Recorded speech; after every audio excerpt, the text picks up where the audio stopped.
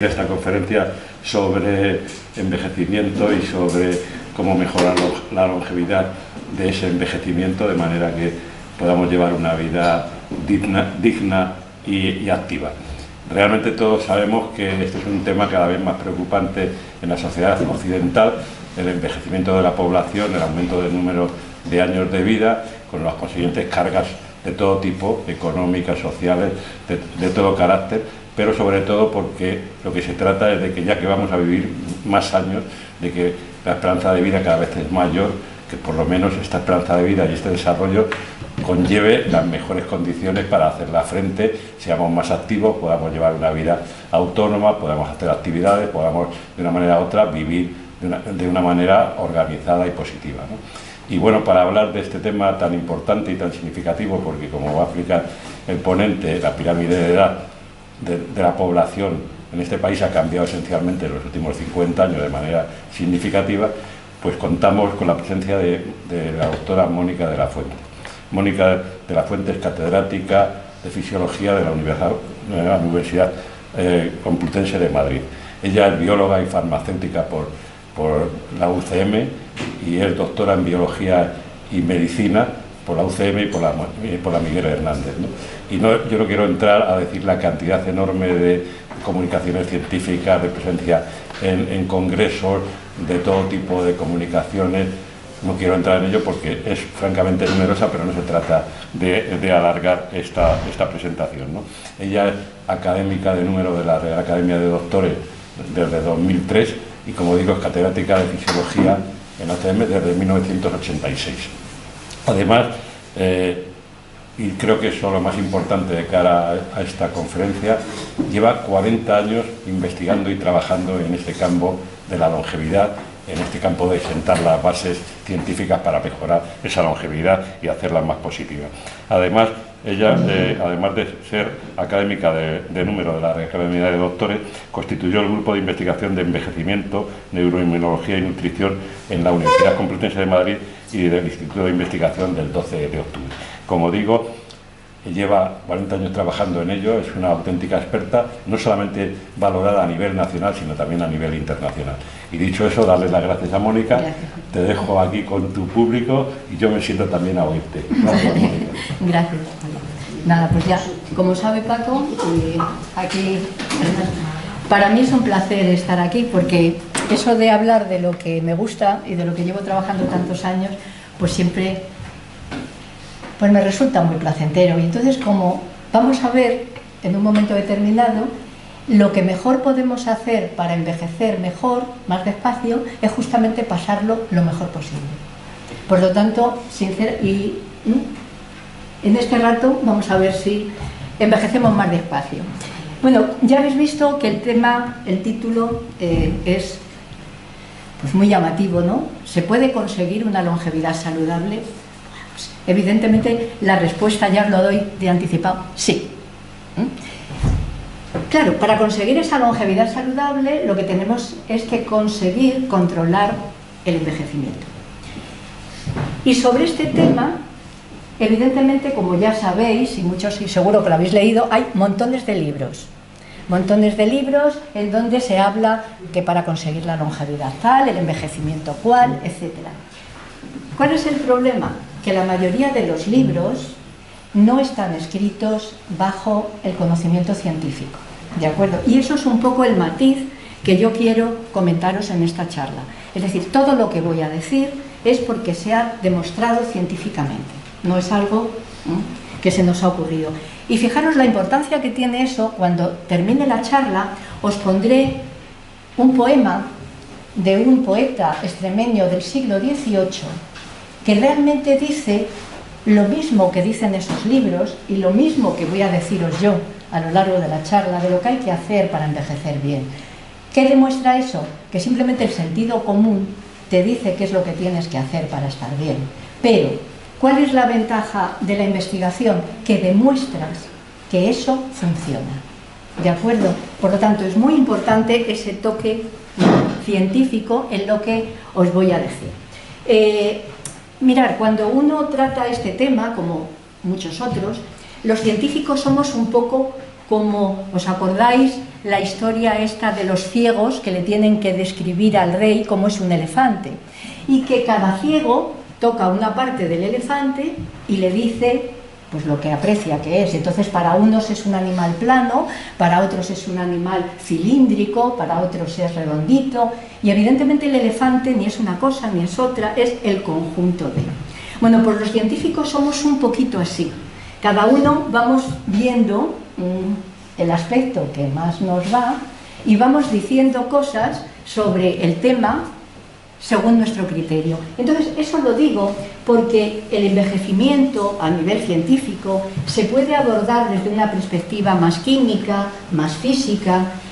Yo me voy a meter dentro de una perspectiva más biológica. ¿Por qué? Porque es un proceso biológico.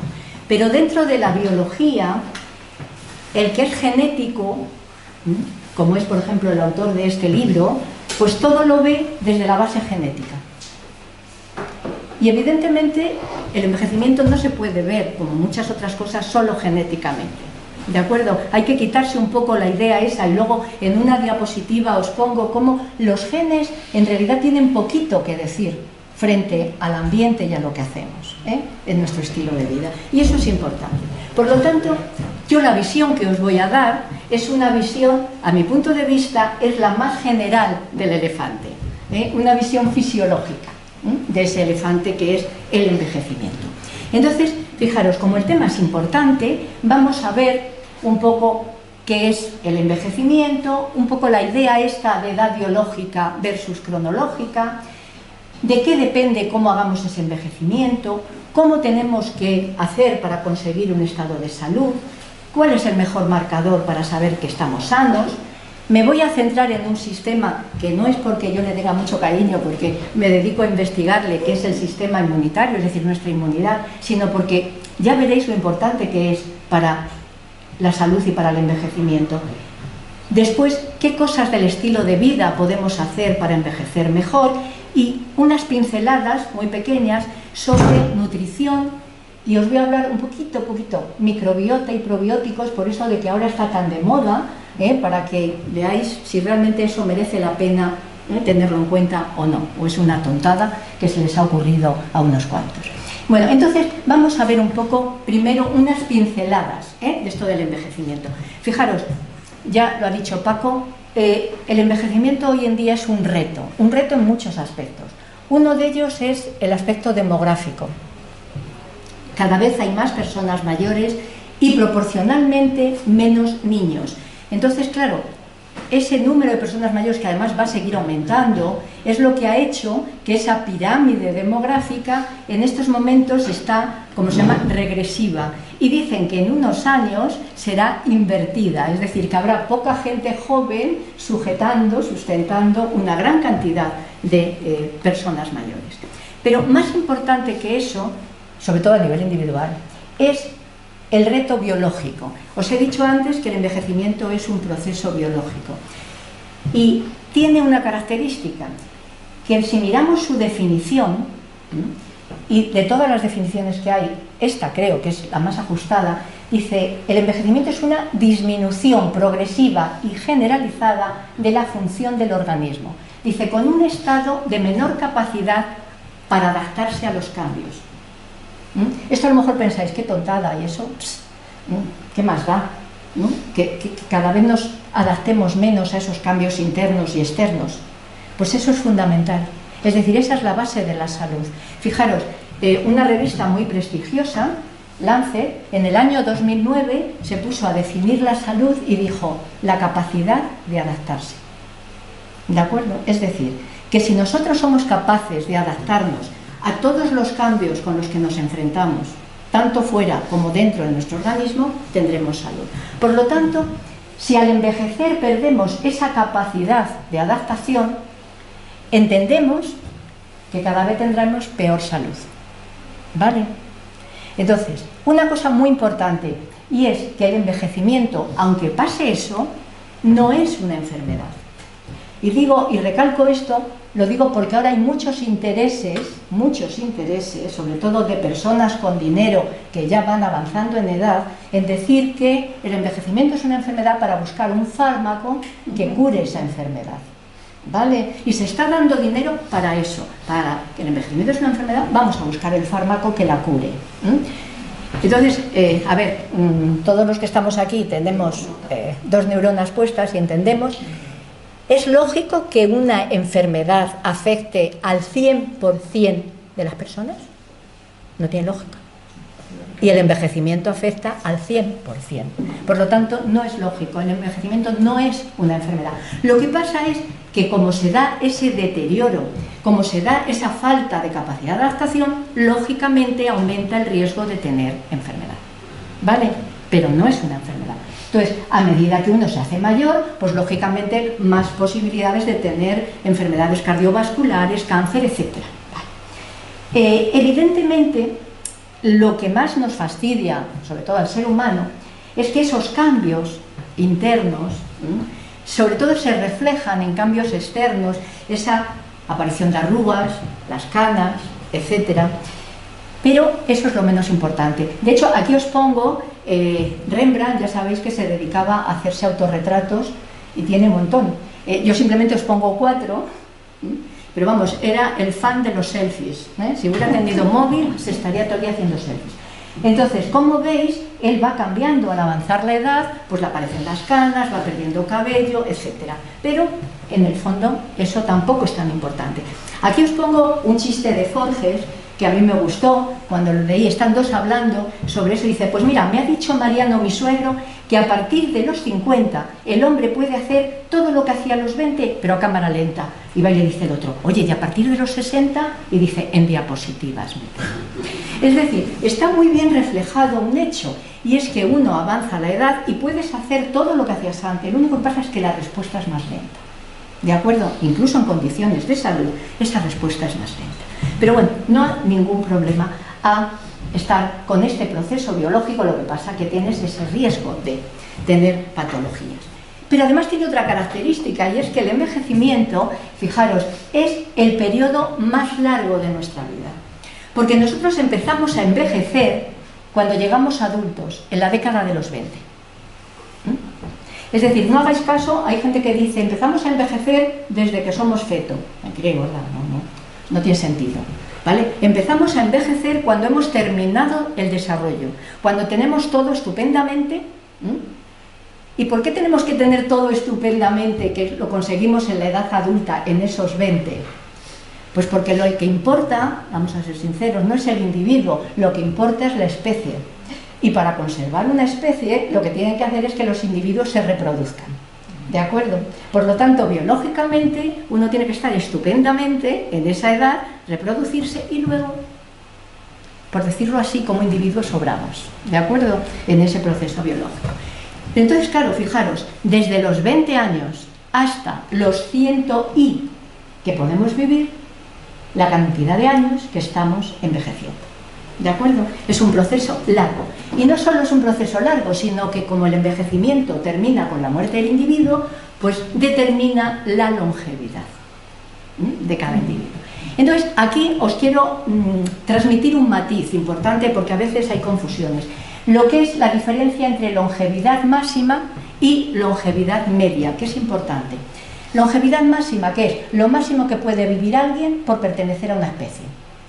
¿De acuerdo? Nosotros pertenecemos a una especie, Homo sapiens, y como Homo sapiens tenemos una longevidad, que son 120 y. Como veis, esta francesa, que es de la que se piensa que ha vivido más tiempo, que vivió 122 años. Que no podemos vivir más, ¿de acuerdo? Eso está determinado cuando la especie nuestra se quedó establecida en el planeta.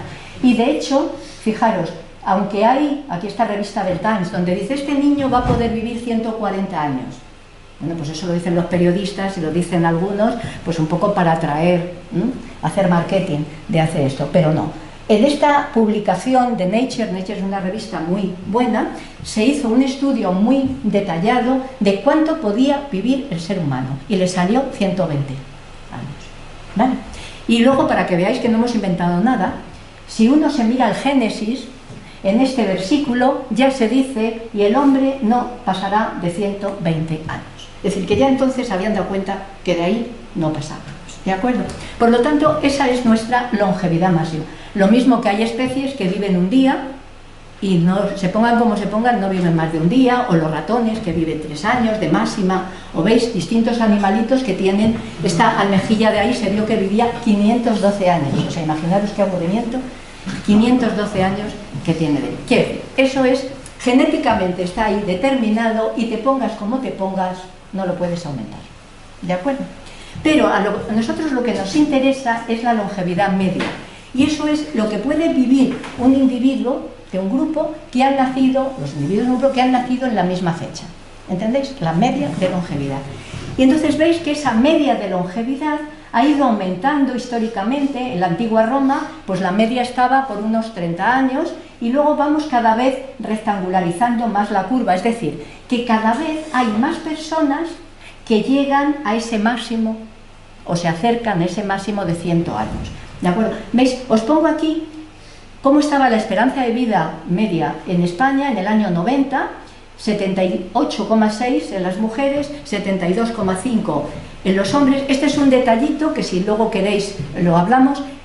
En el ser humano y en algunas especies animales, los hombres machos viven menos que las mujeres hembras, de media, de máxima igual, pero somos de la misma especie, pero... Veis aquí en el año 2009, es decir, han pasado unos años y ya hemos subido la esperanza de vida a 80 y. En este momento estamos por los 84, más o menos. Es decir, que eso ha ido aumentando. Y fijaros, salió un trabajo muy bonito en el año 2018, que se publicó, si no recuerdo mal, en Lancet, en donde se estudiaban muchos países con muchos factores, digamos, de salud, de población, de clima, etcétera, etcétera, etcétera, y salió el estudio que España en el 2040 sería el país más longevo del mundo. ¿De acuerdo? Hemos ganado, según ese estudio, a Japón, a Suiza, a Singapur, vamos, seremos los más longevos. Pero bueno, aunque esto se estropea un poco con esto de la pandemia, estamos perdiendo posibilidades, pero vamos a suponer que estamos en el mejor de los mundos, somos los más longevos. Sin embargo, fijaros en qué puesto estamos, en el puesto 17, en cuanto a longevidad libre de dependencia. ¿Entendéis? Es decir, que vivir más sí, pero lo que nos interesa es vivir bien. ¿De acuerdo? Es decir, que no queremos estar más años pero metidas en una cama de un hospital, sino poder, como esta persona, poder correr un maratón. ¿De acuerdo? Por lo tanto, el reto que tenemos es la calidad de vida, aumentar esa calidad de vida. Aparte que económicamente, fijaros, una persona mayor cuesta al año 900 euros. Si tiene discapacidad, si tiene dependencia, va a salir por casi 15.000 euros. Es decir, que es importante, digamos, envejecer sí, pero con salud. ¿De acuerdo? Entonces, otro problema, que no es un problema, es un reto, que tiene el envejecimiento es que, dado esto de las canas, las arrugas, etc., el ser humano siempre ha dicho, bueno, pero esto se puede parar, el envejecimiento lo podemos parar. Pues no, no. El envejecimiento es un proceso inevitable, ¿de acuerdo? Inevitable, no se puede parar. Dicen que dijo Woody Allen, dice, no me gusta envejecer, pero es que la alternativa me gusta todavía menos. O uno está envejeciendo o es que se ha muerto. Por lo tanto, ya que es inevitable, ¿qué es lo que podemos hacer? Pues intentar envejecer lo mejor posible. ¿Vale? Lo mejor posible, como veis aquí, este monje budista que tiene 91 años, y que da gusto verlo, y no tanto como esta señora con 62 años, pues que no parece que esté envejeciendo muy bien. Por lo tanto, lo que hay que procurar es, ya que te toca envejecer, hacerlo lo más lento posible, ¿de acuerdo? Es igual que decir lo mejor posible, lo más lento posible, a una velocidad lo más lenta posible. Por lo tanto, ¿todos envejecemos? Sí, pero ¿todos lo hacemos igual? No. Y aquí os pongo dos actores trabajando en una película en el año 86 y cómo están estos actores en el año 2022. Como veis, no han envejecido igual. El Tom Cruise parece que lo está haciendo un poquito mejor. Con lo cual, esto nos lleva a ese otro punto que os dije que quería tratar, que es otra característica del envejecimiento, y es que es muy heterogéneo. Es decir, que no todas las personas envejecen igual. Y cuando nosotros nos lo preguntamos, pues la respuesta es que es muy clara, ¿de acuerdo? Todos conocemos a gente que, como esto que os he puesto aquí, no está envejeciendo igual este señor que esta señora, ¿vale? Y muchos actores que conocemos no están envejeciendo de la misma manera. Por lo tanto, fijaros, esa heterogeneidad es lo que hizo que hace ya, pues, en la década, o sea, en el siglo pasado, a mediados, se acuñara este término, el de edad biológica. ¿Por qué? Porque se vio que la edad cronológica no decía nada, ¿vale? Que había personas, pues eso, con 91 años, que es que daba gusto, y otras con 60, que parece que estaban envejeciendo más deprisa. Por lo tanto, era más importante saber a qué velocidad cada persona está envejeciendo, más que la edad cronológica. ¿De acuerdo? Porque era lo que realmente te va a decir más cómo vas a tener tu longevidad, lo que vas a vivir. ¿De acuerdo? Entonces, claro, edad cronológica, ya sabéis, mide el tiempo desde que nacemos, pero la edad biológica mide esa velocidad. Y uno puede hacer un envejecimiento muy acelerado y, por lo tanto, si tú envejeces muy deprisa, ¿qué es lo que pasa? Que antes tienes una enfermedad y antes te mueres. Si tú envejeces muy despacio, vas a poder llegar a esos 100 y algo años con calidad de vida. Vale. ¿Qué problema tiene la edad biológica? Que es muy difícil de medir. ¿De acuerdo? Mientras que la cronológica, hombre, mientras no mientas, pero bueno, ahí está el DNI y ya está. La biológica, entonces hay muchos laboratorios intentando mirar cosas que puedan dar esa edad biológica. Y se han publicado científicamente muchos biological clock, muchos relojes biológicos. No sé si alguno suena, que es el telomeric clock, o sea, el reloj telomérico, el epigenético, etc. Y nosotros en el laboratorio lo que hemos generado es el reloj inmunológico que mide la edad biológica de las personas, que luego os comentaré. Bien, entonces, fijaros, ya hemos dado unas pinceladas sobre envejecimiento. ¿De qué depende cómo hagamos ese envejecimiento? ¿De qué depende que podamos conseguir esa longevidad saludable o no? Pues depende de que podamos mantener la salud el máximo tiempo posible, ¿vale?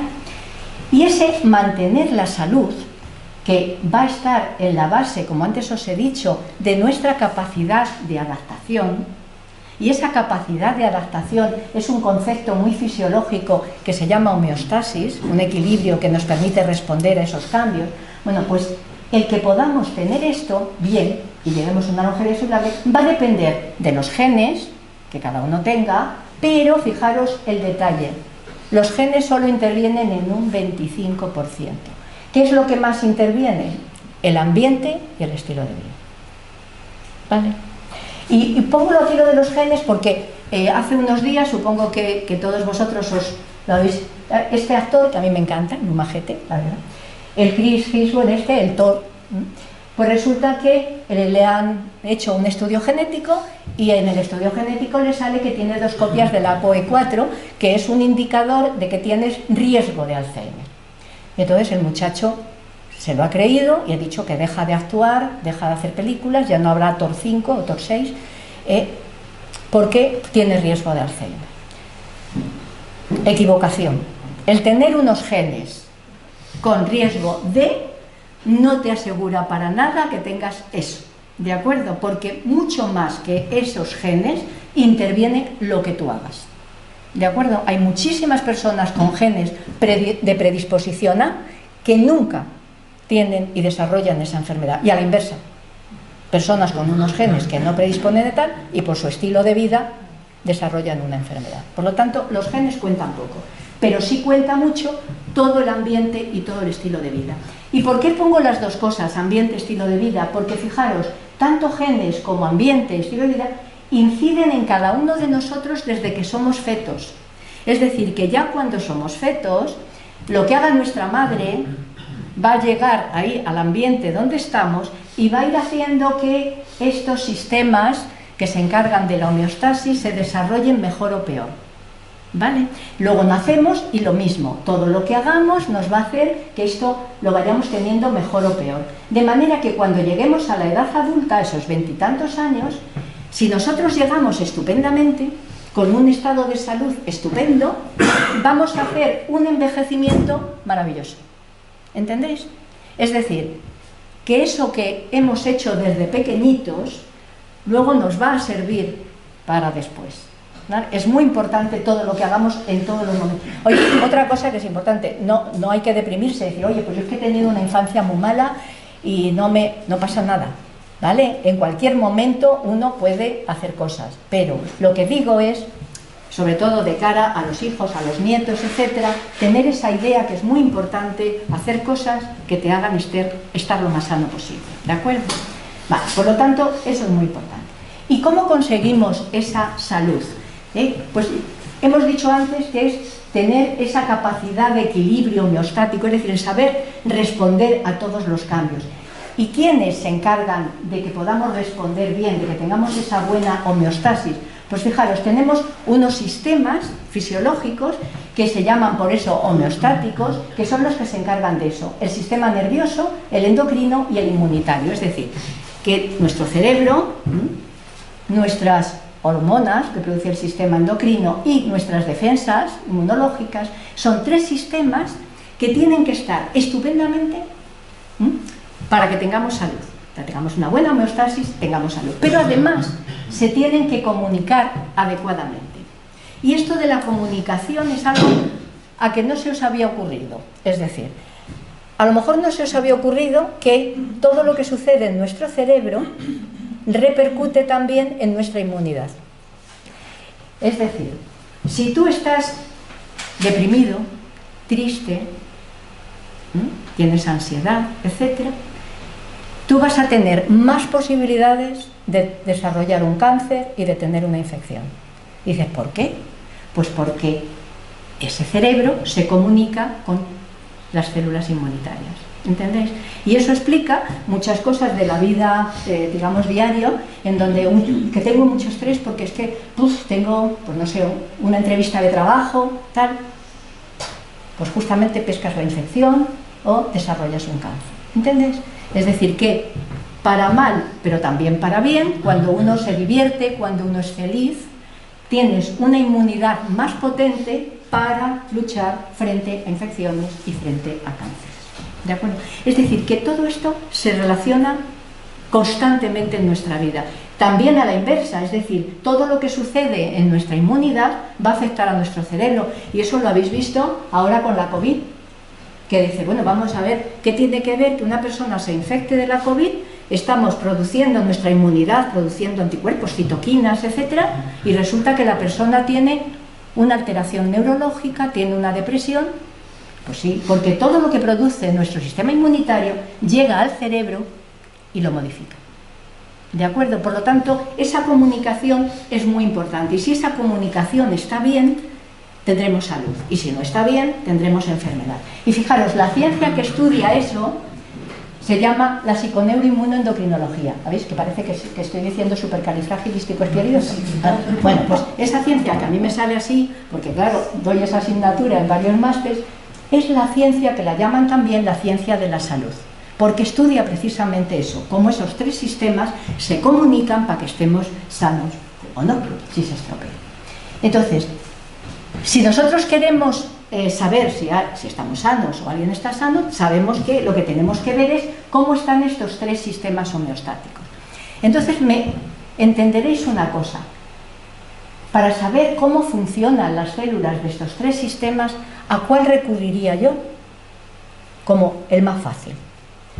Fijaros, si yo quiero ver cómo están mis neuronas, o veo de forma indirecta cómo es mi conducta, o tengo que sacarme una neurona del cerebro, es que no merece la pena. Lo mismo con el endocrino, no me voy a estar sacando una célula de una glándula. Puedo ver indirectamente cómo tengo la hormona tal o la hormona cual, pero...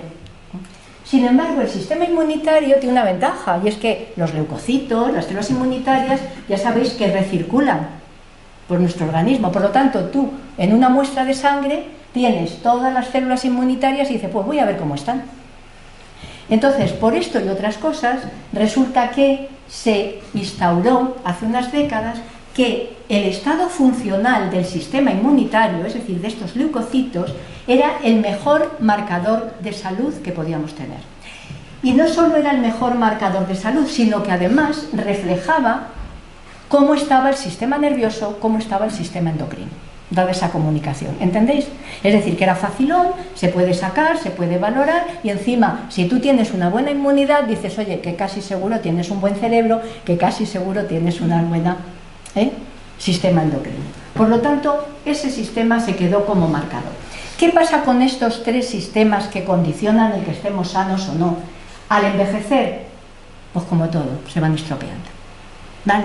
Se nos va estropeando el sistema nervioso, nuestro cerebro ya no es el que era, el endocrino, ya sabéis, perdemos hormonas muy importantes, cada vez tenemos menos, y también el sistema inmunitario se va deteriorando en un proceso que se denomina inmunosenescencia. La base de que todos estos se estropeen está aquí, luego lo volveré a comentar, es que aumenta el estado de oxidación que tenemos en nuestro organismo. No sé si os suena un término que es estrés oxidativo, no sé si lo habéis oído alguna vez. Bueno, pues justamente ese estrés oxidativo aumenta a medida que envejecemos y está en la base que se estropee nuestro sistema nervioso, nuestro sistema endocrino y también nuestro sistema inmunitario, como ahora vemos. Como el sistema inmunitario hemos dicho que es el mejor marcador de salud, vamos a ver un poquito este sistema que nos hace. Recordemos que este sistema es muy importante por muchas cosas. Aquí os pongo tres funciones importantes. La primera es la más conocida.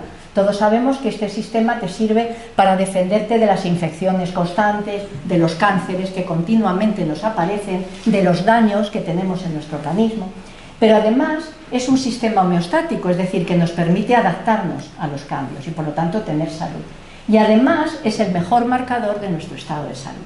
Con estas tres cosas, nosotros lo que hemos aportado científicamente es que además nos sirve para saber a qué velocidad cada individuo está envejeciendo y otra cosa más importante que hemos descubierto en nuestra investigación es que nuestra inmunidad va a hacer que cada persona envejezca más deprisa o más despacio. ¿Entendéis la diferencia? O sea, una cosa es que te sirve para saber a qué velocidad envejece, pero es que también si uno tiene un buen sistema inmunitario va a envejecer más despacio, pero si lo tienes malo vas a envejecer más deprisa.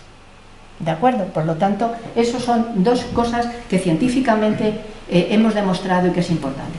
No, aquí no me voy a centrar, ya sabéis que el sistema inmunitario es muy complejo, mucha célula, mucho fagocito, que si mucho linfocito, que si mucho anticuerpo, que si citoquinas, es decir, es un sistema tremendamente complejo, pero que nos sirve para poder hacer esa función de destruir infecciones, cánceres, reparar daño. Y para hacer eso, recordar que esas células, que hay de muchos tipos, lo que tienen que hacer, lo que tienen que aprender a lo largo de nuestra vida es ir reconociendo lo que es propio de cada individuo, ¿vale? Y dice, vale, esto es propio de aquí, lo respeto, lo tolero. Pero lo que sea extraño y dañino, y aquí meto un extraño y dañino, una infección, una célula que se nos vuelve cancerosa, dice, ahí lo destruye. Dale, lo va reconociendo y lo va respetando o lo va destruyendo. Y fijaros que remacho lo que es extraño y es dañino, porque como luego veremos, nosotros tenemos microbiota, microorganismos en nuestro intestino, y sin embargo, como son buenos, aunque sean microorganismos primos hermanos de los patógenos, nuestra inmunidad va y dice, a estos de aquí los respeto, porque son buenos. Mientras que al primo hermano, que es patógeno y nos puede generar una infección, me lo cargo. ¿De acuerdo? Por lo tanto, aprende a todo eso. Y, como veis aquí, una vez que reconoce lo que tiene que destruir, se activa para que tengamos muchas citoquinas, muchos linfocitos, etcétera, que pueda dar una maquinaria de anticuerpos, de citoquinas, etcétera, que destruya esa infección.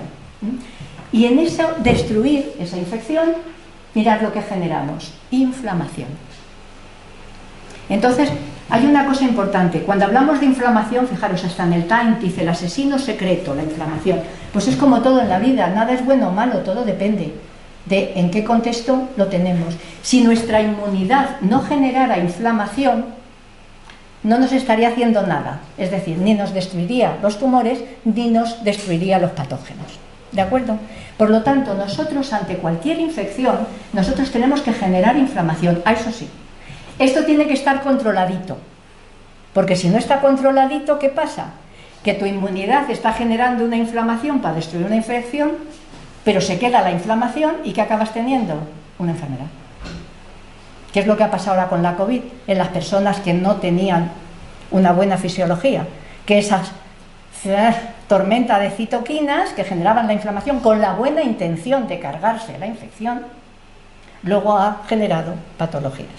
Como veis aquí, si nosotros tenemos más defensas antiinflamatorias que proinflamación, es decir, si no generamos suficiente inflamación, nos quedamos con la infección. Pero si nos pasamos al revés, es decir, si tenemos demasiada inflamación y no la cortamos, tenemos el fallo multiorgánico este, que habéis visto la cantidad de gente que ha fallecido por ese fallo multiorgánico. Por lo tanto, todo en su justa medida. Trabajas y luego tienes que controlar. Y un hecho importante que os pongo aquí, y es que siempre que hay inflamación, hay en paralelo oxidación. Es decir, que son dos cosas que van de la mano, eso no lo olvidéis. Entonces, ¿qué pasa con esta inmunidad cuando envejecemos? Pues como todo cambia, van cambiando ya. Desde un punto de vista, digamos, cuantitativo, pues resulta que la población X está más alta, la otra baja, ¿entendéis? Es decir, va habiendo cambios en el número de células. Pero lo más importante es que estas células cambian su función. Y ese cambio de función, en general, es para mal.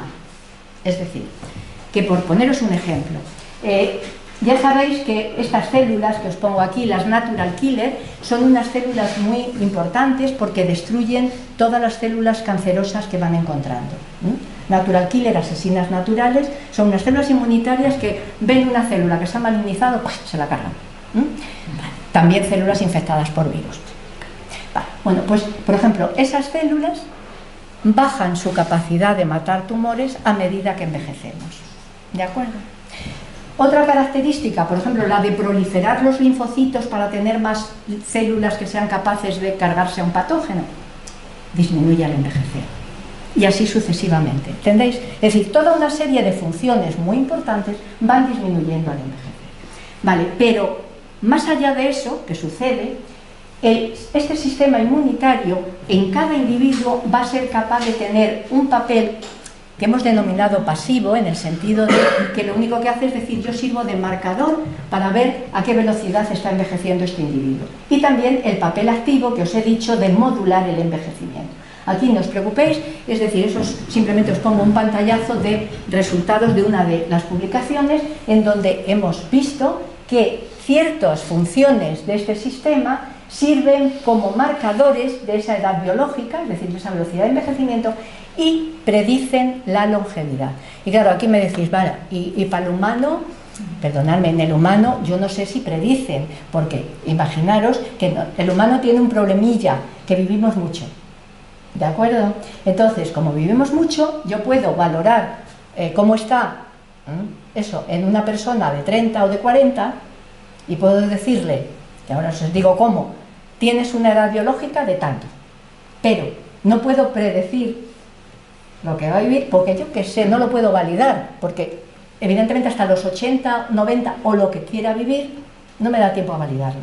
Pero tenemos unos animales de experimentación que han sido divinos, los ratones, que inmunológicamente se usan mucho, y en donde, sacando las células inmunitarias del peritoneo, con lo cual no hay que sacrificarlos ni nada, puedes hacer seguimientos en los mismos animales a lo largo de su vida, con la suerte de que como viven 2 años, uno puede estar ahí pendiente de a ver este animalito cuánto me dura, ¿vale?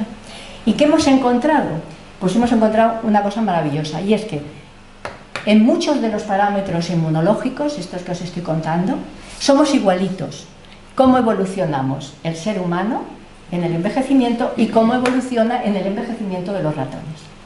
Esto simplemente para que veáis esto de las flechitas. Aquí veis las natural killer, cómo se cargan células tumorales. Estos son humanos y aquí es población pues de 40 años, aquí ya de 50 a 60, aquí de 70.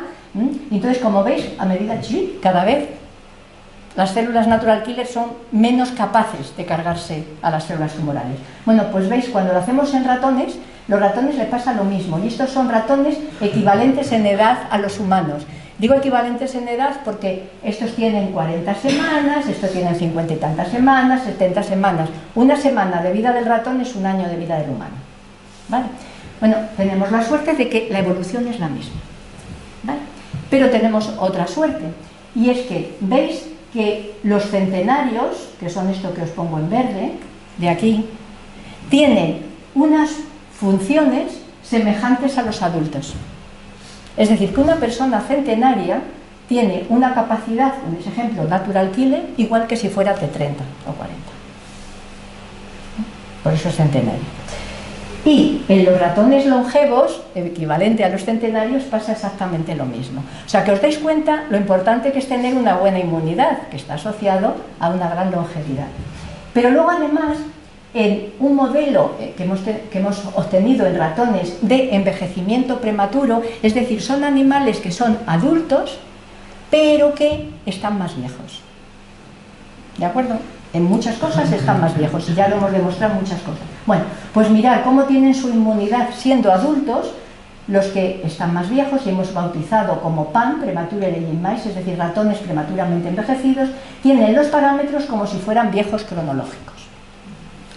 Vale, pues estos, que son viejos cronológicos, nos hemos fijado y resulta que viven mucho menos que sus compañeros de edad cronológica, que no son prematuramente envejecidos. ¿Entendéis? Con lo cual, con todo esto y mucho más, esto simplemente es un pantallazo, nosotros hemos podido determinar cómo está envejeciendo un individuo a través de su inmunidad, y de hecho predecir en animales la longevidad.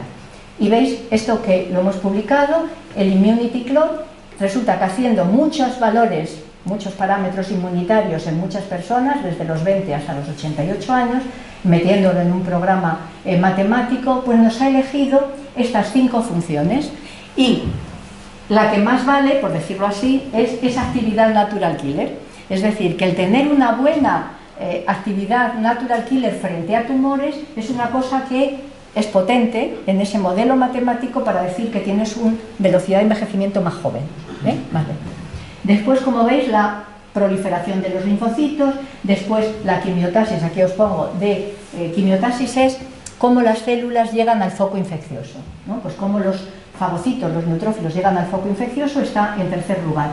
También después cómo fagocitan esos fagocitos, lo que hay extraño, y después cómo se mueven los linfocitos. Bueno, pues con esos sacamos un modelo matemático, y ese modelo matemático, para que veáis que funciona, mirad en esta representación aquí de esa edad inmunológica o edad biológica sacada con ese modelo.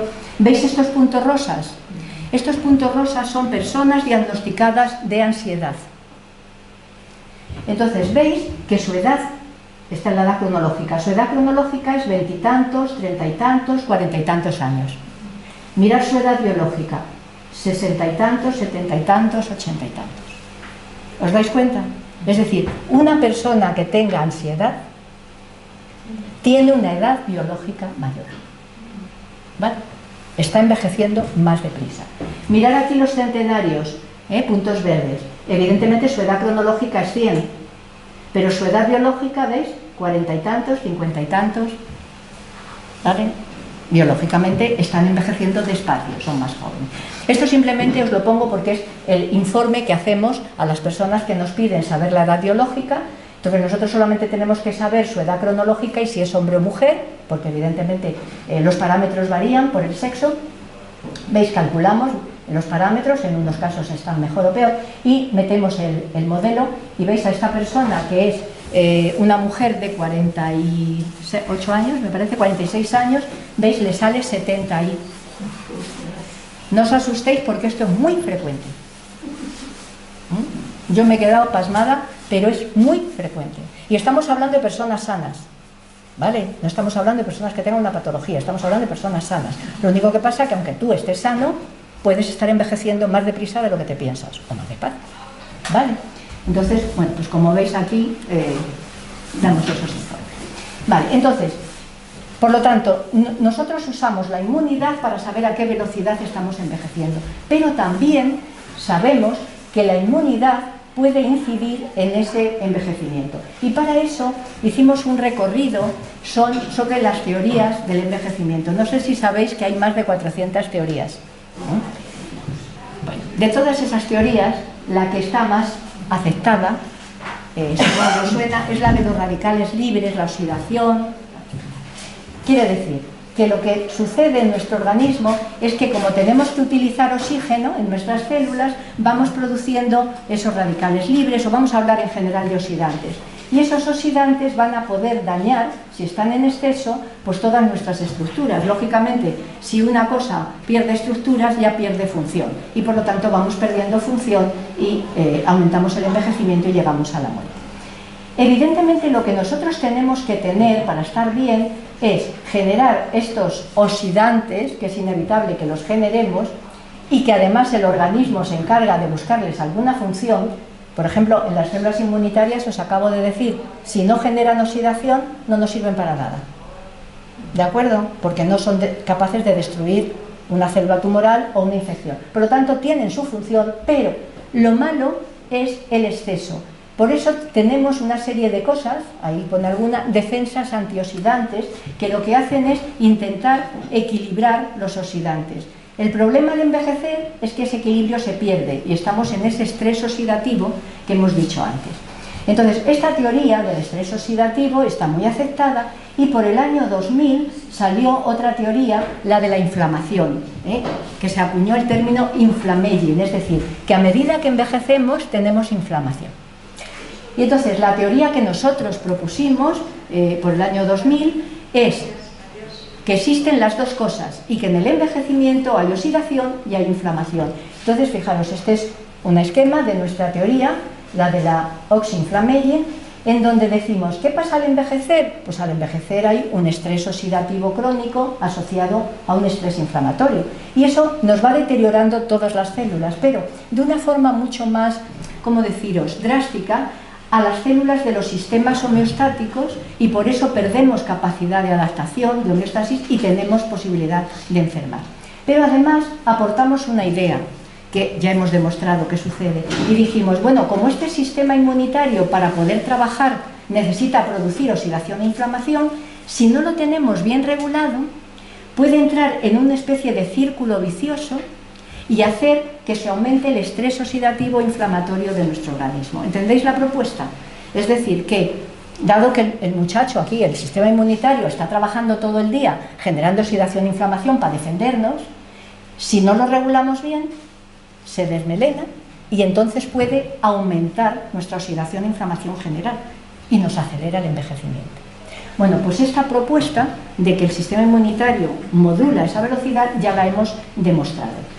Y de hecho, si nosotros analizamos cómo está en nuestras células inmunitarias, en nuestros leucocitos, esos oxidantes y esos antioxidantes, es decir, cómo está ese estrés oxidativo, hemos comprobado que a medida que se envejece, esos leucocitos tienen cada vez más producción de oxidantes y menos de antioxidantes, y más daño.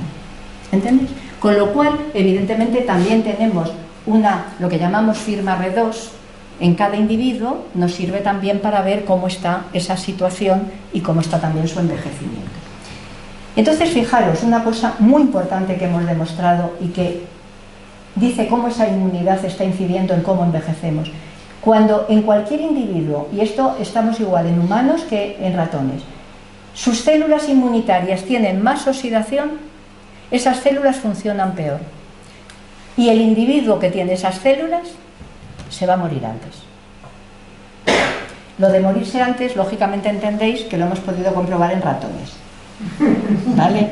En humanos predecimos que, pero no. Y esto lo hemos visto en muchos modelos, que siempre hacemos en paralelo en humanos y en ratones. Por ejemplo, el estrés.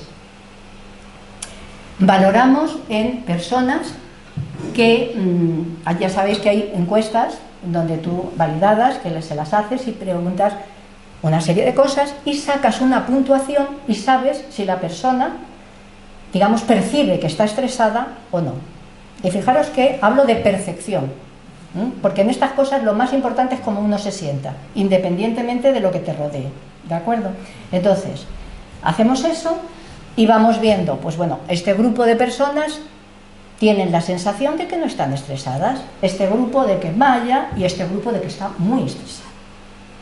Bueno, pues el grupo que percibe que está muy estresado, le miras y tiene una edad biológica muchísimo mayor.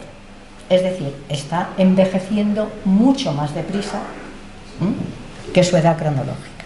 ¿De acuerdo? Y dices, ¿eso quiere decir que si no cambia se va a morir antes? Pero cuando hacemos el modelo en ratones que responden mal al estrés, analizamos eso, nos sale lo mismo y miramos y viven menos. Por lo tanto decimos, ojo, ojo, si tú llevas mal el estrés, ojo que te vas a morir antes porque estás envejeciendo más deprisa. ¿De acuerdo? Lo mismo en personas con ansiedad. Ya habéis visto antes el ejemplo, cómo personas con ansiedad tenían más edad biológica, y lo mismo pasa en modelos en ratones. Lo mismo en obesidad. Aquí os pongo algunas de nuestras publicaciones. El individuo obeso está envejeciendo más deprisa. ¿De acuerdo? Entonces, tú le miras y tiene una edad biológica mayor. Haces estudios haciendo obesitos a los ratones y resulta que esos ratones tienen más oxidación, le funcionan peor la inmunidad y se mueren antes. ¿De acuerdo? Por lo tanto, bueno, la soledad también. Hemos hecho modelos en humanos. Sentirse solo, no estar solo, sino sentirse solo, que es distinto, ¿vale? En ratones lo mismo y nos sale la misma conclusión. ¿De acuerdo? Por lo tanto, fijaros lo importante que es esto. Pero también hemos visto la otra cara de la moneda, es decir, cuanto menor estrés oxidativo hay en las células inmunitarias, estas funcionan mejor y esos individuos son longevos. Y eso lo hemos visto en centenarios y en ratones longevos. ¿De acuerdo? Por lo tanto, está como muy claro que esa inmunidad es muy importante a la hora de cómo envejecemos, a la hora de cómo nos defendemos de todo.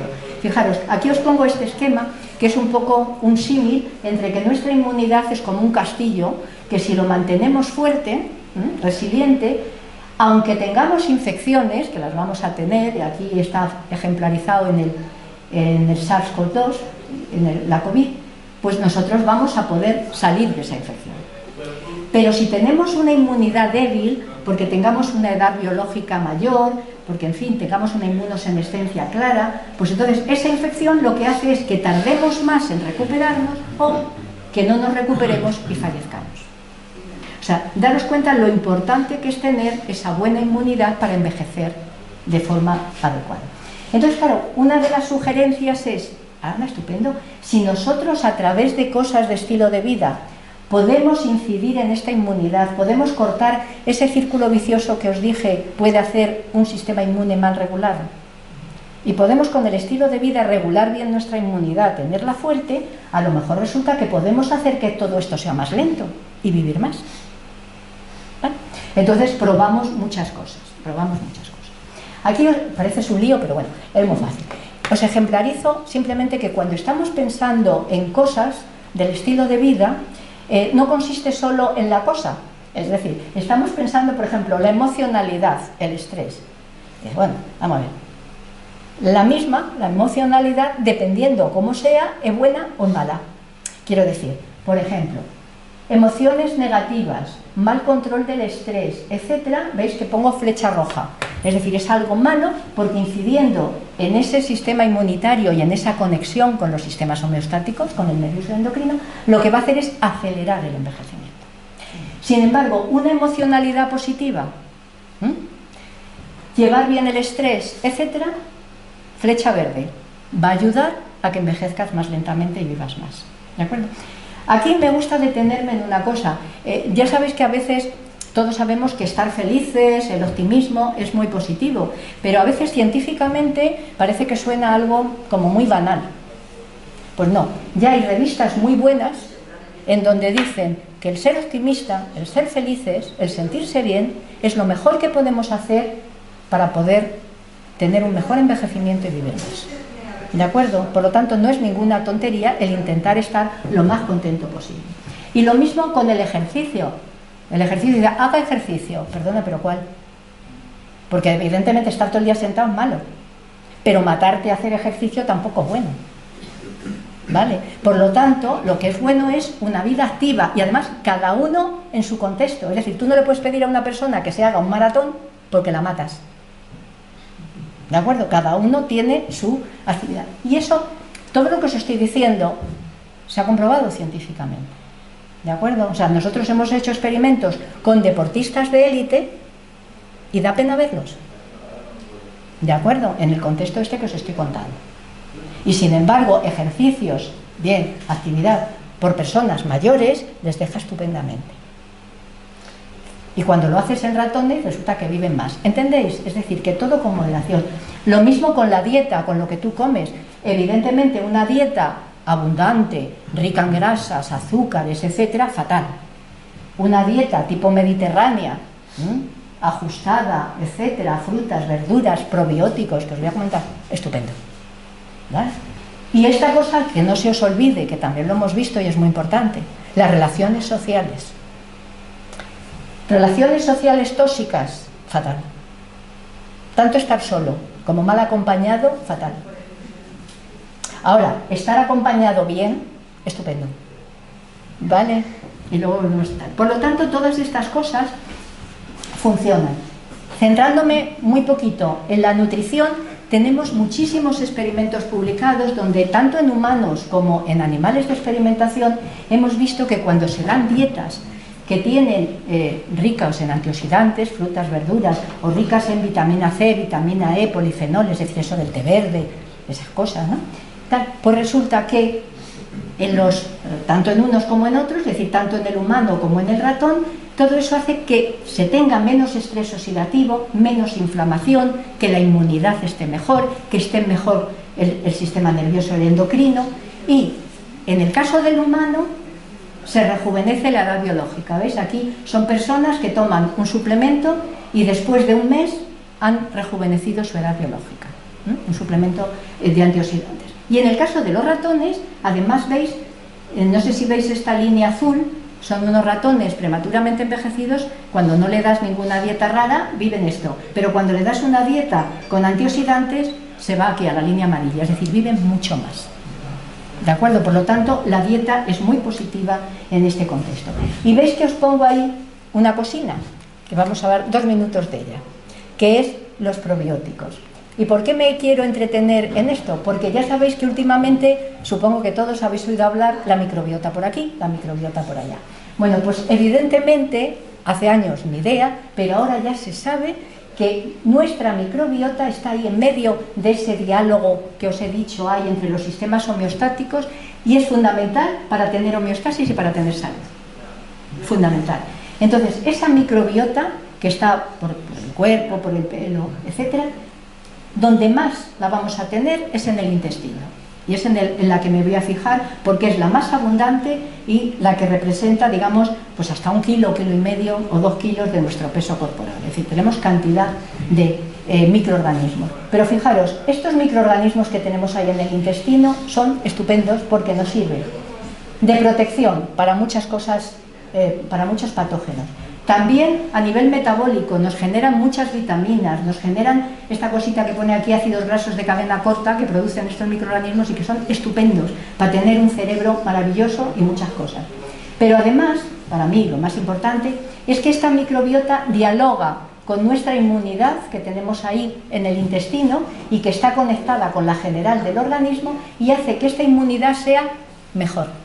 ¿Entendéis? Es decir, que esos microorganismos que tenemos ahí en el intestino hacen que tengamos una inmunidad buena y que nos funcione estupendamente. Pero también hace que nuestro sistema nervioso que tenemos ahí en el intestino, y que ya sabéis se le llama el segundo cerebro, porque es tan complejo que se llama el segundo cerebro, bueno, pues que esté estupendamente, pero además que su conexión con el cerebro funcione tan bien que este cerebro se desarrolle y funcione adecuadamente. O sea, de hecho se ha visto, fijaros, que según la microbiota que tengamos en el intestino, así se condiciona la conducta de cada persona, la conducta en relación con otras e incluso la elección de la pareja. ¿No? Quiere decir que es muy importante esta conexión, esto que le llaman el eje microbiota intestino-cerebro. Por lo tanto, esa microbiota intestinal es muy importante tenerla bien. Y fijaros, la vamos teniendo desde que nacemos, luego con la lactancia y luego con lo que comemos y nuestras relaciones. Todo lo que hagamos mal de este primer proceso nos va a fastidiar la microbiota. Quiero decir que cuando nosotros, en vez de nacer por un parto natural, nacemos por cesárea, ya nos han fastidiado un poco la microbiota intestinal, porque no ha podido entrar a través de digamos, el canal del parto. Por eso, ¿sabéis lo que hacen en muchos hospitales? Sobre todo en Estados Unidos, que esto lo llevan mejor. Pasan una toallita por la vagina de la madre, que acaba de dar a luz, y luego se la pasan al niño por la cara para que un poco intente que le entre algo de microbiota, ¿sabéis? Lo mismo la lactancia. Una lactancia que no es materna estropea un poco el tema. El caso es que nosotros, si tenemos una buena microbiota, vamos a tener también un buen desarrollo del sistema inmunitario y del sistema nervioso. Y si no la tenemos bien, eso no se van a desarrollar igual. Pero esto es importante. Y luego, a medida que hacemos el proceso de envejecimiento, esa microbiota va cambiando. Que cambia, sí, y generalmente, como en todo, cambia para mal. Quiero decir, que se nos van los buenos y hay más de los malos, de los microorganismos malos. Pero una cosa que es importante, porque hay mucha controversia si realmente hay variaciones o no al envejecer, es que no hay que tener en cuenta la edad cronológica. Lo que hay que tener en cuenta es la edad biológica. ¿De acuerdo? Es decir, que hay personas de la misma edad, 70, 80 años, que pueden tener una microbiota de joven o pueden tener una microbiota fatal. ¿De acuerdo? Por lo tanto, no es la edad cronológica. Y para que veáis que eso es así, cuando se estudia la microbiota de centenarios, resulta que sale que la tienen como si fueran jóvenes. Por lo tanto, es importante. Y fijaros, lo que se ha visto ahora es que, puesto que la microbiota permite un buen desarrollo de los sistemas homeostáticos, en concreto el sistema inmunitario, y estos sistemas permiten un buen envejecimiento, que la microbiota también participa en cómo envejezcamos. Y de hecho, en esta publicación de hace un mes y medio, en un Nature, dice cómo la microbiota intestinal es un modulador de un envejecimiento saludable. ¿De acuerdo? Por lo tanto, es muy importante tener esa buena microbiota. Entonces, fijaros, en ese contexto que os he puesto antes, de que están ahí los sistemas homeostáticos dialogando para tener una buena homeostasis y una buena salud, tenemos que meter la microbiota. Y como la genética de cada uno es la que es, y el ambiente y el estilo de vida de cada uno es el que es, pues cada individuo tiene su psiconeurobiografía y cada uno de nosotros tiene su microbiota biografía. No hay dos personas iguales. ¿Os dais cuenta cómo ya eso de la heterogeneidad está así? Que esto lo tenemos bien, tenemos salud, pero si no lo tenemos bien, por ejemplo, si tenemos una disbiosis, es decir, una alteración en esa microbiota, lo cual es muy fácil tener, uno tiene estrés, tiene disbiosis, uno tiene una dieta mala, tiene disbiosis, uno se toma un chute importante de antibióticos, tiene disbiosis. Bueno, pues si tienes disbiosis, se ha visto que está en la base de más de 100 enfermedades. Muchas afectan a la inmunidad, otras al sistema nervioso, otras al sistema endocrino. Lo que no se sabe es qué es antes, el huevo o la gallina. Es decir, uno tiene una disbiosis y tiene una enfermedad, o tiene la enfermedad y resulta que tiene alteración de la microbiota. No se sabe, pero fijaros en este ejemplo, que es una publicación de hace unos años, en un modelo de ratón que tiene Parkinson. Es decir, es un ratón con todos los síntomas del Parkinson. Le quitan la microbiota y desaparecen los síntomas. Le ponen microbiota de un enfermo de Parkinson y vuelven a aparecerle todos los síntomas. ¿Vale? Por lo tanto, veis lo importante que es esa microbiota. Entonces, si es tan importante la microbiota, podéis entender lo importante que es eso de los probióticos. Recordar que probióticos son microorganismos vivos que se administran en cantidades adecuadas y que dan un beneficio a la salud. Eso que a veces vas a la farmacia y te dicen, ¿usted está tomando antibióticos? ¿Quiere que le dé un probiótico? No sé si alguno le va a saberse tal. Y valen carísimos. Sí, eso es lo malo. Hasta que no, digamos, entren por la seguridad social y pues es lo que hay. Pero evidentemente tienen un papel relevante, porque si os he dicho que es tan facilón que se nos altere esa microbiota, por dieta, estrés, antibióticos, etc., lógicamente esa microbiota aquí con el símil de esa flora que tenemos ahí se nos arrasa, esa flora puede volver a regenerarse, pero siempre lo hace más anárquicamente que si tú ayudas con esas especies de semillas que son los probióticos. Por lo tanto, ayudan de forma importante. Y fijaros, en el envejecimiento se ha visto que los probióticos pueden arreglar esa microbiota alterada, pueden ayudar a muchos síntomas de enfermedades y para mí lo más importante es que pueden ayudar a mantener la salud. ¿Por qué? Pues porque los probióticos inciden mejorando los sistemas homeostáticos nervioso, endocrino e inmunitario. Entonces, claro, con todo esto, el año pasado dijeron, ya está, aquellos probióticos que mejoran el envejecimiento les vamos a llamar gerobióticos. Y entonces hay toda una serie de gerobióticos que ayudan a ese envejecimiento. Y claro, la pregunta es, oye, ¿y pueden esos gerobióticos incidir en la longevidad? Porque si ayudan a hacer mejor el envejecimiento, pues lo mismo ayudan a que vivas más. Claro, en el humano no se ha podido comprobar, pero en animales de experimentación sí, y aumentan la longevidad. ¿De acuerdo? ¿Y por qué? Pues porque resulta que esos probióticos tienen capacidad antioxidante y antiinflamatoria. Recordar, la base del envejecimiento es el estrés oxidativo inflamatorio. Al tomar algo que te aumenta las defensas antioxidantes, la antiinflamación, resulta que ayuda. De hecho, estos son resultados de nuestro grupo, hemos visto en animales de experimentación, mejora todo eso que os he comentado y viven más, con determinado probiótico. Hay un probiótico, este es el que hemos publicado este año, Akkermansia, no sé si os suena, Akkermansia, no, bueno, pues seguro que os sonará porque van a sacarla y parece ser que es no el agua de Lourdes, pero parecido en probiótico. Bien, entonces, como veis, esa dieta, esos probióticos, nos van a servir para cortar este círculo vicioso y hacer que envejezcamos más lentamente, que tengamos más salud y que vivamos más. El ejercicio físico moderado hemos visto exactamente lo mismo. También hemos visto lo mismo en el control del estrés, en ambientes, digamos, positivos. Y aquí no os he puesto las publicaciones, pero son súper interesantes. Hemos conseguido que ratones viejos, por convivir con adultos, mejoren, vivan mucho más. Es decir, lo importante que es las relaciones con, digamos, personas positivas. Bien, todo eso hace que mejore en el humano la edad biológica y en los animales de experimentación se ve que aumenta la longevidad. Por lo tanto, como veis, ya un poco como conclusiones, ¿podemos conseguir una longevidad saludable? Por supuesto que sí, con los genes que cada uno tenga, pero sobre todo con ese ambiente, estilo de vida, manteniendo estos buenos sistemas homeostáticos que nos van a permitir salud y una edad biológica más joven. Y ahí tenemos al sistema inmunitario, que debemos de tenerlo fuerte para realmente ver que esto lo estamos haciendo bien y además sabiendo que incide en esta velocidad y que es un indicador de cómo están los otros sistemas. Y de todo esto hay evidencia científica. Lógicamente, fijaros, lo que se ha hecho hasta ahora es como la punta de ese iceberg y nos queda todavía por ver todo lo que hay por dentro, pero ya es un tema que está empezando. Por lo tanto, mirad, como mensaje un poco para llevaros a casa, ¿podemos conseguir una longevidad saludable? ¿Podemos controlar esa velocidad de envejecimiento? Yo os diría que sí. Y un poco lo visualizo teniendo fuertes estas cuatro patas de esta mesa.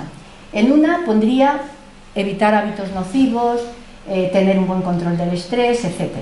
En otra pata pondría actividad física, moderada, buena, y actividad mental. Ojo, no os lo he comentado, pero la actividad mental es tan importante como la física. Quiero decir que ahora todos los que estamos aquí estamos envejeciendo más despacio, porque estamos haciendo una cierta actividad mental.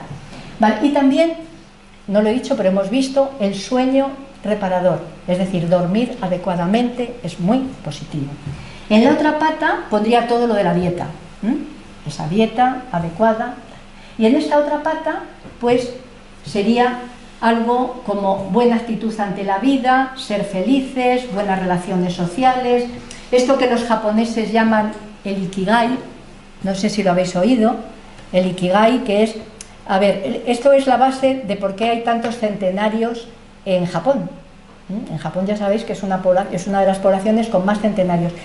Y aparte de que su dieta es la que es y tal, es que todos tienen una motivación en la vida. Es decir, todos esos centenarios tienen algo por lo que se levantan por la mañana y dicen, pues ala, me voy al huerto, me voy con los amigos, voy a cuidar a los nietos, voy a hacer... ¿Entendéis? Esa ganas de vivir, esa motivación es lo que se denomina Ikigai. Pues todo eso es fundamental, lo meto en esa pata para saber que tenemos que hacer eso. ¿Cuándo podemos empezar a poner en marcha estas patas? Pues en cualquier momento, pero cuanto antes mejor, ¿eh? Entonces, dijo André Maurois, dice, el arte de envejecer es el arte de conservar alguna esperanza. Es decir, tenemos que tener esperanza en que podemos hacerlo, ¿de acuerdo? Podemos envejecer bien. Y, como veis, y os prometí, bueno, aparte de esto de aquí que dice el secreto de la longevidad de los japoneses, de los centenarios japoneses, dice, ¿cuál es? Comer la mitad, andar el doble y reírse el triple. Está muy fácil, ¿no? Y para que veáis cómo cualquiera de nosotros puede haber dicho todo lo que he dicho yo, lo único que pasa es que llevo 40 años o más haciendo experimentos para demostrarlo, porque hay que demostrarlo, ¿no? Pero, ¿veis? Este señor es Francisco Gregorio de Salas, es un poeta extremeño del siglo, bueno, era, que ya murió, del siglo XVIII, y escribió estos versos para decir lo que había que hacer, ¿no?, para envejecer bien. Decía, vida honesta y arreglada, usar de pocos remedios y poner todos los medios de no alterarse por nada. La comida, moderada, ejercicio y diversión, no tener nunca aprensión, salir al campo algún rato, poco encierro, mucho trato y continua ocupación. O sea, lo calcó, sin hacer ni un experimento. Entonces, yo creo que un poco podemos seguir estas ideas, y en esta década que estamos, que es la década del envejecimiento saludable, ponerlas en marcha para realmente hacer ese envejecimiento saludable. Y un poco seguir esa teoría de la física cuántica que dice que el objeto observado cambia según el observador, y mirar el envejecimiento de una manera distinta, para que veamos el envejecimiento como algo natural que puede tener algo positivo, y no entristecernos por el hecho, como estábamos comentando antes de empezar, de que hay gente que se deja, es que esto de ser viejo, no, perdona, ¿de acuerdo? Eso es fundamental, cambiar esa percepción de lo que es el envejecimiento, porque podemos hacerlo estupendamente y vivir más y mejor. Pues muchas gracias por vuestra atención.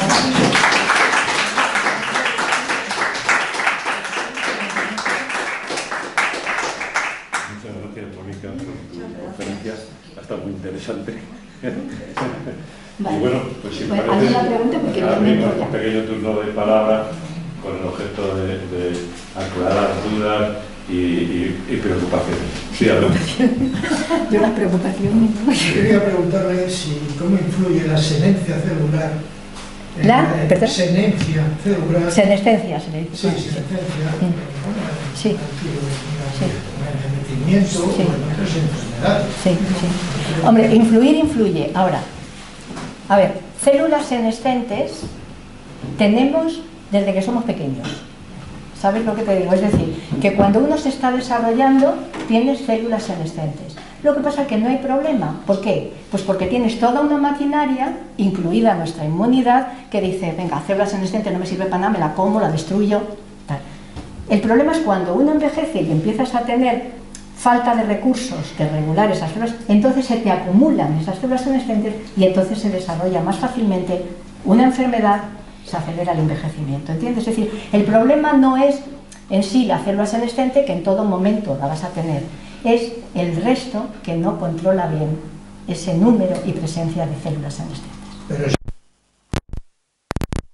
Pero permanecen ahí, ¿no? Claro, pero que quiero decir que eso está desde que somos pequeños. Sí. Es lo mismo que la apoptosis. Supongo que te suena ese proceso de apoptosis, destrucción, autodestrucción que tienen nuestras células. Sí. ¿Sabes? Cuando envejecemos hay más apoptosis. Claro. Y hay científicos que dicen que es que el envejecimiento, por ejemplo, empieza en la edad fetal porque en el feto hay mucha apoptosis, mucha autodestrucción de las células. Dice, perdone usted, es que esa apoptosis es necesaria para cincelar nuestra estructura, es decir, que nosotros tenemos deditos porque las células que teníamos entre medias se han muerto por apoptosis y y han cincelado nuestros dedos, nuestro tracto digestivo, ¿sabes?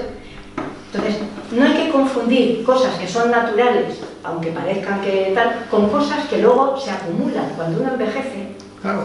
porque no controlas igual de bien y no tienen el mismo, ¿cómo te diría?, la misma función.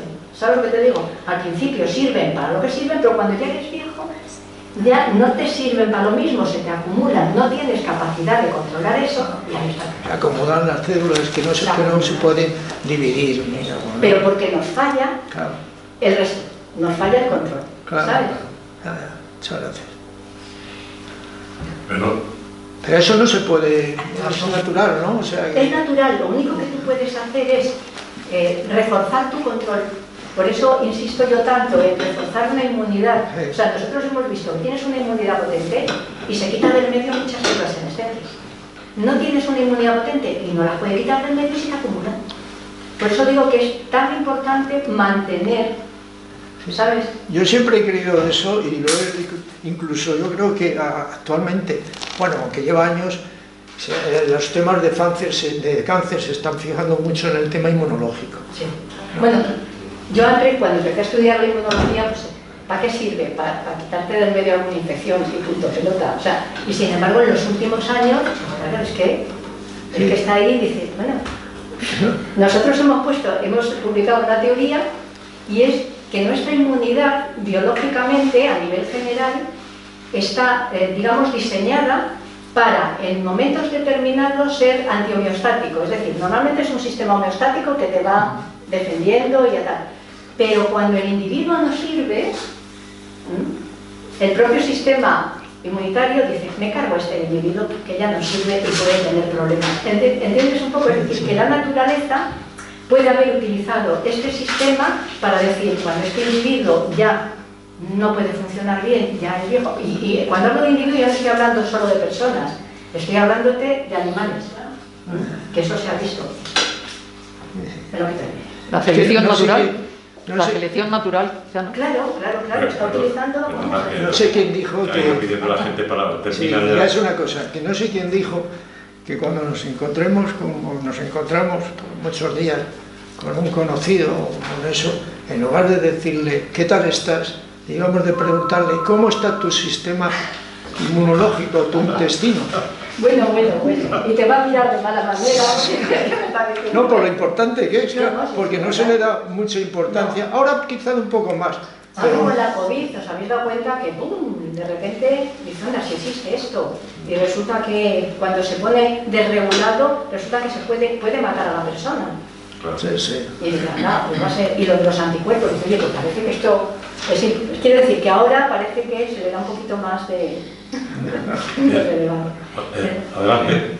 No, yo tenía una duda y luego una iniciativa. Una cosa es, como dice la oxidación, si tú respiras más, entra más oxígeno después. A lo mejor hay que entrar menos y respirar menos. No, no. Porque entonces, ¿qué haces? ¿Entras en posla? ¿Y qué? No, pero como yo y esto, que a lo mejor estaba allí. No, hombre, respirar tienes que respirar. Pero a lo mejor no meter tanto oxígeno. No, fijaros. No. Pero hay una cosa que explica lo de que esa oxidación se relaciona con que, digamos, envejezcas más deprisa y te mueras. Por ejemplo, es la restricción calórica, ¿os suena, no? Sí. La restricción calórica, que en el fondo no es ningún descubrimiento, porque es simplemente que seamos o hagamos un tipo de dieta parecida a cuando se creó el ser humano, ¿entendés? Es decir, que cuando éramos ahí, estábamos en el paleolítico o antes, evidentemente no comíamos a todas horas y un montón, sino que comíamos cuando podíamos, ¿vale? Y con una cierta restricción calórica. Entonces estamos diseñados para eso. Si tú comes demasiado, y sobre todo determinados tipos de alimentos, tú estás aumentando tu metabolismo y estás aumentando tu oxidación. Mientras que cuando haces una cierta restricción calórica, estás disminuyendo esa producción de oxidación, ¿sabes lo que te digo? Y por eso es la base de lo que dicen que la restricción calórica ayuda a vivir más. O sea, que no es cuestión de no respirar, es cuestión de controlar esa generación y utilización de... ¿Y habéis hecho también experimentos digamos, subiéndole la temperatura a los ratones, ahora que vamos con el cambio climático, sí, y eso no va a afectar. Sí afecta. Es decir, no en concreto en esto que os he contado, en otras cosas, y evidentemente los cambios térmicos, claro que afectan. Pero tenemos un margen amplio, ¿eh? Tenemos un margen amplio. Como una iniciativa, lo dejo para luego, sí. Carlos. Bueno, la exposición magistral, ¿no? Empezando por la sencillez en que ha expuesto una serie de conceptos científicos, pero creo que nos lo ha hecho perfectamente comprensibles. Creo que el objetivo está conseguido, pero yo me voy a permitir, creo que nos ha hablado desde el piso de la ciencia, y no sé si lo voy a decir bien. Habría que pasar al piso o descender al piso de la clínica. Es decir, la realidad miserable con la que nos encontramos actualmente, pues esta exposición se convierte en una entelequia. Es decir, cuando, por ejemplo, el término centro de salud se convierte en un verdadero sarcasmo. Porque en el mejor de los casos están poniéndonos parches. Es decir, el concepto de salud es el concepto, el de la UNESCO, perdón, de la OMS, es realmente un sarcasmo. O sea, podían cambiar el título a esos centros de salud. Porque hoy, de verdad, perdón, pero es que me parece una entelequia. Es decir, ¿qué se nos puede ofrecer a la generalidad de los mayores? No ya de los ciudadanos, sino concretamente a los mayores. Lo que pasa es que estoy de acuerdo contigo y tropezamos, y mira, hace un mes y pico di una charla en Semergen. Semergen es lo de médicos de atención primaria, un poco por transmitirle que es importante a los que se acercan a atención primaria no contabilizarles por la edad cronológica, sino por la edad biológica, porque claro, se están cometiendo errores. O si llegas y dices, ¿qué edad tiene? Y dices, 75, dices, antihipertensivos, antital, anticual, perdone. Entonces ellos estaban muy receptivos a eso. Lo que pasa que una cosa es lo que ellos quieran y otra cosa es lo que puedan hacer. ¿Me explico? Ahí hay un bache. Por eso yo lo que pretendo es que, como esto tiene demostración científica, pero se puede aplicar a cada uno de nosotros sin necesidad de ir al centro de salud, ¿entendéis lo que os digo? Es decir, mentalizarnos de, pues mira, voy a estar contento. Y eso no va a ser al centro de salud y decir, oiga, que yo quiero estar contento, pues encárguese usted de hacerlo. Quiero decir, que al centro de salud vas pues, para pedir un medicamento y tal, porque no van a dar más de sí.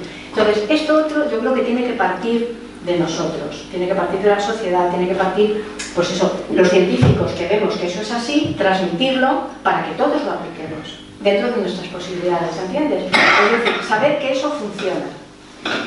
Y bueno, poco a poco se podrá hacer a nivel de clínica lo que se puede hacer, pero es que eso, yo tengo poca esperanza. De hecho, yo no voy casi nunca al médico, no voy. Porque, claro... Como tú eres doctora en medicina... Sí, pero no importa. No, es que evidentemente todo lo solucionan con un fármaco. Y no todo se soluciona con un fármaco. Y precisamente un fármaco suele tener, en general, efectos secundarios que otra estrategia natural no tiene. Medicina preventiva. Por supuesto, la preventiva es lo ideal, lo ideal. Pero vamos a suponer que ya has entrado en una situación tal, bueno, explicando lo que tienes que tomar para cortar, tal. Lo demás es cosas que tú puedes ir haciendo y añadiendo. ¿Sabes lo que te digo? Tomarte la vida de una manera lo mejor posible, que dices, es difícil, pero sabes que estás invirtiendo en salud. Y entonces, eso no te lo va a solucionar un antidepresivo o un ansiolítico. ¿Vale? O sea que, por eso digo que tenemos mucha responsabilidad cada uno de nosotros en cómo hacemos ese envejecimiento, cómo conseguimos esa longevidad. Sí. Y todos, yo creo que todos conocemos a gente que las ves tan así, tan amuermas, tan así que dices, ¡ay Dios!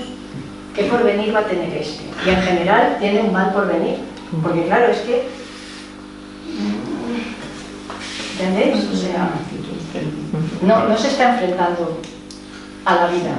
Por eso digo, nosotros somos muy responsables nosotros mismos, no vamos a pedirle a los clínicos o a vamos a hacerlo nosotros y vamos a hacer lo que podamos.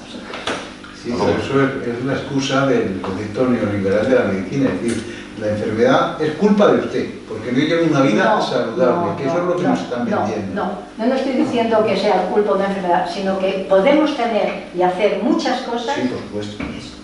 Pero las condiciones sociales, es decir, que realmente gente con pensiones miserables no puede hacer una alimentación decente, no vive en una casa acondicionada, por supuesto, y los trabajos miserables, pues te pasan factura. Estoy absolutamente de acuerdo, pero fijaros, cuando hicimos un estudio en centenarios, que en la Comunidad de Madrid había 200, hicimos una tesis doctoral y analizamos a 50. Y vimos que estaban como si fueran de 30 y tantos, 40 y tantos años, a nivel inmunológico, a nivel de excesos. Cuando le preguntabas a esos centenarios por su vida, había sido una vida muy dura, ¿sabes? Decían, pues no, yo es que he pasado hambre, ¿eh? El otro decía, yo he pasado la guerra y otro, pues yo he perdido a tantos seres queridos, pues yo, ¿entendéis? Pero ¿qué es lo que diferencia a esas personas de otras que han pasado lo mismo? Que se lo toman de una manera diferente. Es como lo que os comentaba, el estudio este que le pasabas la encuesta a las personas para ver su percepción de estrés, las conocías algunas objetivamente y decías que esta estresada, pero ¿de qué se estresa? Pero no importa, ella estaba con la percepción de estrés, ¿entiendes? Es decir, que hay algo también muy personal. Salud mental. Salud mental. Sí, que condiciona. Claro, es decir, que tú puedes tener unas condiciones no muy buenas, pero saber adaptarte, saber... Eso lo llaman resiliencia. Saber de gestión. Y eso biológicamente se nota, por lo tanto, socialmente hay que, por supuesto, pero lo que yo quiero deciros es que las circunstancias a veces son las que son. Y que entonces, dentro de nosotros tenemos que hacer lo posible, no solo por cambiar esas circunstancias sociales que hay que hacerlo, sino por intentar, ¿sabes?, adaptarnos lo mejor posible a lo que tengamos, simplemente por el egoísmo de estar mejor, por el egoísmo de estar mejor, y de poder atender a nosotros. Simplemente por eso. Sí, yo te quería preguntar dos cosas que has mencionado respecto a esa calidad de vida que tenemos que luchar por tener, que era el sueño, muy de pasada, y el tema del ejercicio moderado. Teniendo en cuenta... Eran dos cosas. Sí, dos cosas, pero teniendo en cuenta la variabilidad que tenemos las personas, ¿cómo podemos cuantificar o sugerir cuál es la calidad de ejercicio moderado y cuál es el número de horas de sueño? Porque hay personas que duermen 2 horas y están sanísimos y son muy longevos, y otras personas necesitan 8. ¿Qué promedio puede haber ahí o qué podemos aconsejar? A ver, aconsejar lo que quieras, bueno, lo que quieras, no dentro de unos límites, pero luego, como tú has dicho, es muy individual. Eso es una cuestión muy personalizada. Es decir, hay personas que duermen 5 horas, pero las duermen bien y están estupendas. Es decir, hay un límite, pero los límites todos tienen su estar 6 a 9. 6 recomendables. Recomendables. Es decir, el rango de 6 a 9 horas está dentro del Los ancianos nunca duermen 6 horas, duermen bastante menos. Claro, dormir 5 horas, hay gente que duerme y está fenomenal. Yo te digo los rangos establecidos como sanos, ¿no? Pero te vuelvo a decir, hay personas que duermen menos y están estupendas. También hay personas que duermen 10 horas y están estupendas. Y sin embargo se ha visto que dormir más de 9 horas no es bueno. Es como la siesta. La siesta es sanísima si no te pasas de tiempo. 10 minutos, un cuarto de hora, 20 minutos, media hora, pero 2 horas estropea un poco el ritmo circadiano. Es decir, eso es un tema que no hemos entrado, pero es el tema de cómo tenemos unos ritmos circadianos que tienen, digamos, un proceso de salud. El sueño, ya sabéis que es uno de los que determinan esos ritmos circadianos. Y el ejercicio moderado, que era mi siguiente, ¿cuánto se cuantifica? ¿Qué es ejercicio moderado para una persona de 60 a 70 años? Depende, porque tú imagínate que eres una persona de 60 con una edad biológica de 40 y que has corrido maratón antes, pues ahí corre lo que te da gana. Pero eres una persona que más bien eres sedentaria y dices, venga, que yo tengo que hacer ejercicio. Pues no te vas a correr un maratón, sino que dices, mira, camina todos los días, lo más rápido que puedas, lo que puedas, porque si es demasiado rápido para ti, te está fastidiando. Entonces, media hora, ¿sabes lo que digo? Es decir, hay muchas pautas que dicen a la semana hay que hacer tantos minutos de ejercicio, de esto, de andar, etc. Pero cada persona es cada persona. Y lo que a una persona le viene bien, a otra no le viene tan bien. ¿Y eso cómo lo averiguamos? ¿Con nosotros mismos? O sea, si tú te pones y te encuentras fatal, déjalo. Yo me acuerdo de un libro de Pauling, a lo mejor Fernando lo ha leído. Pues Pauling, ya sabéis que le dieron uno de los Nobeles porque era un fan de la vitamina C y de todas estas cosas, y él vivió muchos años y tal. Y entonces decía, no, a ver, si el fumar acorta la vida, el fumar acorta la vida. Ahora, si te gusta fumar y te quitas de fumar, oye, pues mira, total, para lo que te va a acortar la vida, el ver el gustito, pues no compensa. Entonces, quiero decir que hay veces que un poco de cositas malas, y ahí entramos en otro concepto que no os he nombrado y que es muy interesante, que es el concepto de hormesis. El hormesis es un concepto que quiere decir, como la vida es un estrés, porque constantemente tenemos que estar reaccionando frente a los cambios, cuando el estrés es moderado, es lo que se llama hormesis, y eso lo que te genera es salud. Es decir, me explico. Por ejemplo, tú te levantas por la mañana, ¿no? Y dices, lo que me apetece a mí es quedarme en la cama. Y lo que te pide el cuerpo es estar en la cama, ¿vale? Está muy bien porque es muy cómodo, pero no es sano. En cambio, te levantas. El hecho de levantarte te genera un estrés. Todo tu organismo empieza la presión arterial, la glucosa empieza a cambiar, ¿vale? Tenerte que arreglar, tenerte que desayunar, tener que salir. Todo eso es un estrés a un nivel que genera hormesis, es decir, tu organismo genera defensas. Entonces, las personas que tienen que hacer eso están más sanas que las que dicen que yo me voy a quedar en la cama hasta la 1, es como mejor estoy, están menos sanas. O sea, la comodidad no es sana. La vida cómoda no ayuda a tener un buen envejecimiento. Por eso el concepto de hormesis, en una de las diapositivas os lo puse, pero no me ha dado tiempo a... Y fijaros, en unos experimentos con ratones hicimos, a unos les poníamos juguetitos para que se lo pasaran bien, y a otros les llevábamos a un spa. Montamos un spa. Pues las dos cosas les sentaron muy bien, para alargarle la vida, para mejorarle y tal. Pero, ¿qué pensáis que les sentó mejor para la hora de alargar la vida y tal? ¿El ponerle los juguetes o el sacarles todas las mañanitas durante 2 semanas, un cuarto de hora a que se fueran al spa que le habíamos preparado? Mejor los juguetes. No, el spa. El spa. Ah, sí. Con lo que has dicho, sí, el spa. ¿Por qué? ¿Por qué? Porque los juguetes los poníamos en la jaula, el que quería jugar, el que no, y ya estaba bien.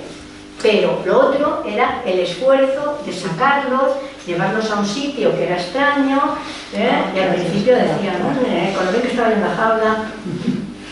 Y sin embargo, el efecto biológico era más positivo. Entonces, la transmisión a, digamos, las personas mayores están muy bien en su casa, viendo la tele, leyendo, etc. Pero mucho mejor les sienta, te arreglas, sales, te vas con los amigos, vas a un sitio, venís aquí, aguantáis el rollo. ¿De acuerdo? Hacen más hormesis, pero es más beneficioso. Oye, y por último, ¿dónde podemos ir a hacernos la edad biológica? No, que me he quedado muy interesada en la pregunta. Eso es interesante, Paloma. Eso es interesante. Luego en mi laboratorio, lo que pasa es que lo hace la universidad, es decir, se paga a través de la universidad complutense. Pero lo podemos pagar a título privado, ¿se puede? Sí. ¿Y nos das un teléfono o una dirección? Sí, bueno, otra vez.